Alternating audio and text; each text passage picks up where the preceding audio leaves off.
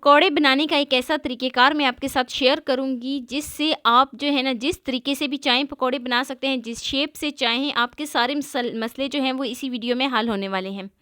जब हम बाज़ार से पकौड़े लेते हैं तो वो बाहर से बहुत ज़्यादा क्रिस्पी होते हैं लेकिन अंदर से बिल्कुल सॉफ्ट होते हैं।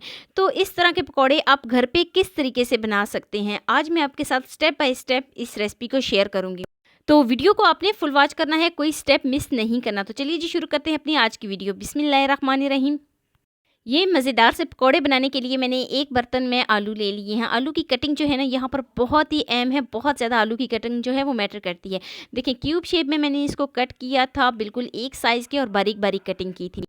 तो आलू ऐड करने के बाद साथ ही मैं इसमें हरा धनिया ऐड करूँगी। अच्छा, यहाँ पर हम कोई भी चीज़ इसमें इस्तेमाल और नहीं करेंगे, सिर्फ़ और सिर्फ आलू और हरा धनिया, ये दो चीज़ें हम इस्तेमाल करेंगे और बहुत ही मज़ेदार से जायकेदार से हम पकौड़े बना लेंगे। तो लीजिए जी 3 से 4 चम्मच मैं इसमें बेसन ऐड करूँगी। तो बेसन जो है ना, बेसन का हम इस्तेमाल बहुत कम ही रखेंगे।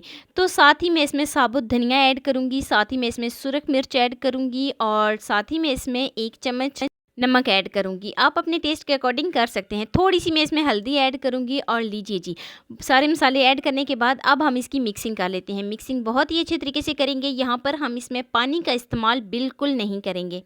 अक्सर जब हम पकौड़े बनाते हैं तो उसमें पानी का इस्तेमाल करते हैं, इसीलिए पकौड़े जो हैं वो थोड़े ढीले से बनते हैं, सही उनकी शेप भी नहीं आती और उनको बनाना बहुत ज़्यादा मुश्किल भी हो जाता है।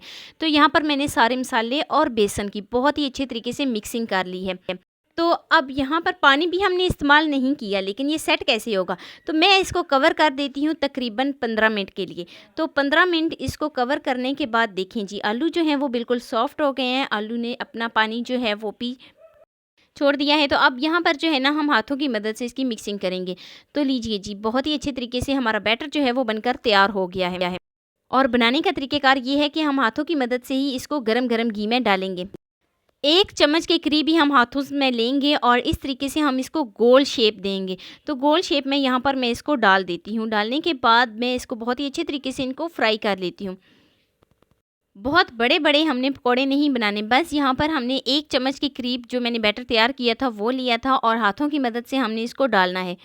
उलट पुलट करेंगे, दोनों साइडों से बहुत ही अच्छे तरीके से इनको फ्राई कर लेंगे। और फ्लेम जो है ना शुरू में आपने हाई रखनी है, बाद में हमने लो फ्लेम कर देनी है।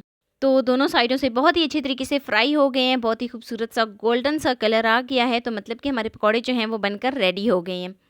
तो मैं इसको निकाल लेती हूँ स्ट्रेनर में। तो निकालने के बाद मैं आपको इसकी फ़ाइनल लुक पे लेके जाती हूँ।